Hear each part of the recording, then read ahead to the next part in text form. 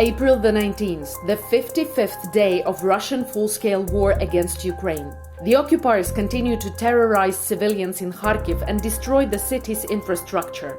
On April the 19th, several residential areas, as well as the center of Kharkiv, were hit again by BM-27 Uragan multiple rocket launcher. They shelled 10 houses and a shop. At least 4 people were killed and 14 were injured. There has not been a day yet that Kharkiv is not shelled by the occupiers. The city has been defending itself for 55 days. And despite this, plans on how to rebuild the city are already being made. На тех руинах, в которые российский агрессор пытается превратить Харьков, мы обязательно создадим идеальный город будущего. The enemy continues an active offensive in the east of the country, Luhansk and Donetsk region. On April the 19th, Russian troops launched a missile strike on the civilian infrastructure in Kramatorsk, Donetsk region. В результаті ударів одна людина загинула, 3 отримали поранення. In the Luhansk region, local authorities report that almost all the region's civilian infrastructure has been destroyed. About 70,000 people are still in the region. Evacuation is not possible from the cities. Details of a missile attack on the city of Mykolaiv carried out by the occupiers in the evening of April the 18th have been revealed. This time, the Russian military denazified a tire fitting service, several offices, a car sales showroom and a utility pole. Воронки, вона десь метрів, мабуть, за 20 вширшки і метрів за 5 в глибину. Also, 2 shells hit the zoo of Mykolaiv. Fortunately, there are no casualties among humans or animals. And on the 19th of April, also in the Mykolaiv region, the enemy fired at the city of Bashtanka. The local hospital is in ruins. Dialysis department has been destroyed. The reception and surgery room have been damaged. There are victims. Fortunately, no one was killed.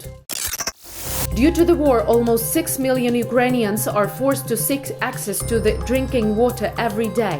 One of the basic human needs. Such data were published by UNICEF. The Russian occupiers systematically destroy electricity and water supply networks. People in Mariupol suffer without water, but the enemy still does not allow humanitarian aid to be delivered to the city. Many other towns in the Donetsk region were left even without the technical water. Since April the 12th, there has been no centralized water supply in Mykolaiv. To survive, people have to collect rainwater from roofs and water from springs. This boy is one of tens of thousands of Ukrainians who were killed by the Russians just without any reason. 13-year-old Yelisei was caught in the war in a village with a very optimistic name, Peremoga, which means victory. It is a small village in Kyiv region. But almost from the first days of the war, the occupiers settled in the village and started terror there. Yelisei, together with his mother and a 3-year-old brother, had stayed in a shelter for more than 2 weeks without food or water. And then they decided to leave that place. Together with the neighbors, they organized a column of 5 cars and received permission from the occupiers to leave. The Russians even wished Ukrainians a safe journey. But as soon as they crossed the checkpoint of the occupiers, the Russians began firing at cars. Yelisei was in one of those vehicles. Мені вистачило одного погляду, щоб зрозуміти, що смерть була миттєвою. Він лежав, наче котенятко, скручений калачиком на задній сідушиці. On that day, the Russians killed 7 innocent people who were trying to leave the occupied village. Yelisei was buried twice. First in the yard of the private house and then reburied in the cemetery. So far, the genocide committed by the Russian occupiers in Ukraine has taken the lives of at least 205 children. The Russian occupiers have already damaged or destroyed 30% of Ukraine's infrastructure. The Minister of Infrastructure, Alexander Kubrakov, talked about this in an interview to Reuters. For example, more than 300 bridges have been destroyed or damaged, including dozens of railway bridges as well as 8,000 kilometers of roads. According to the minister, the damage is estimated as $100 billion now. The occupiers are preparing provocations in the temporarily occupied Kherson region and are planning to accuse the Ukrainian armed forces. This was announced by the head of the Coordination Press Center of the Security and Defense Forces of the south of Ukraine, Natalia Humaniuk. The provocations are timed to coincide with the pseudo-referendum that the occupiers want to hold in early May to proclaim Kherson People's Republic, just like Donetsk People's Republic and Luhansk People's Republic illegally created by Russia on the territory of Ukraine. To falsify the results in the referendum, the Russians have started to bring the fake electorate and also collect personal data of residents of the region who, in the meantime, regularly go to peaceful rallies against the so-called Russian world. The situation in the Kherson region is critical. The occupiers want to introduce the Russian currency, the ruble. Almost all shops are closed. There is a deficiency of medicine. The south of Ukraine, Kherson and Zaporizhia regions, has been under partial Russian occupation since the very first days of the war. Демократичний світ повинен відреагувати і на те, що окупанти роблять на півдні нашої держави, в Херсонській та Запорізькій областях.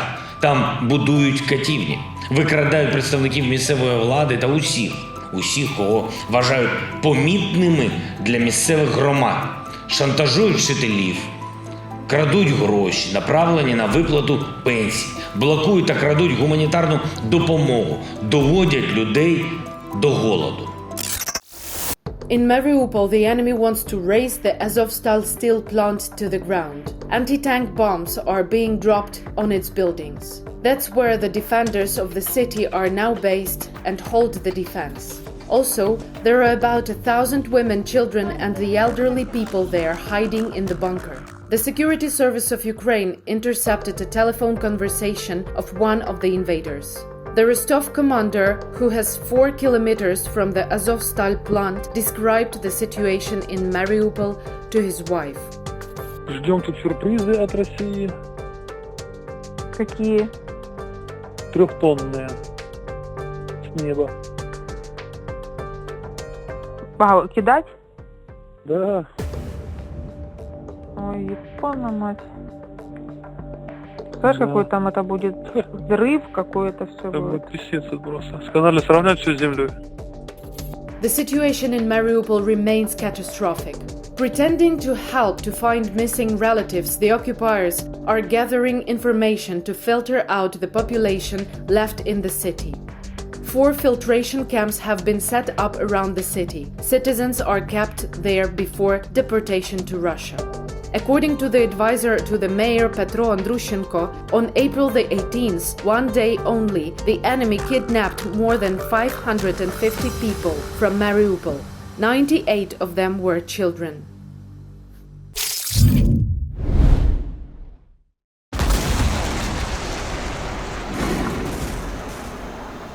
У місті Герої Маріуполі найстрашніша гуманітарна катастрофа. Об этой трагедии должен знать весь мир. Мы хотим кричать «Спасите Мариуполь! Город умирает!» Выпустите мирных людей. Они просто должны жить. З першого дня війни окупанти жорстоко обстрілюють мирне населення та змушують виїжджати на територію Росії. Не хочу никакой России, не хочу. Мешканці понад 2 тижні. У нас ничего есть, у нас нет ничего, медикаментов, ничего нет.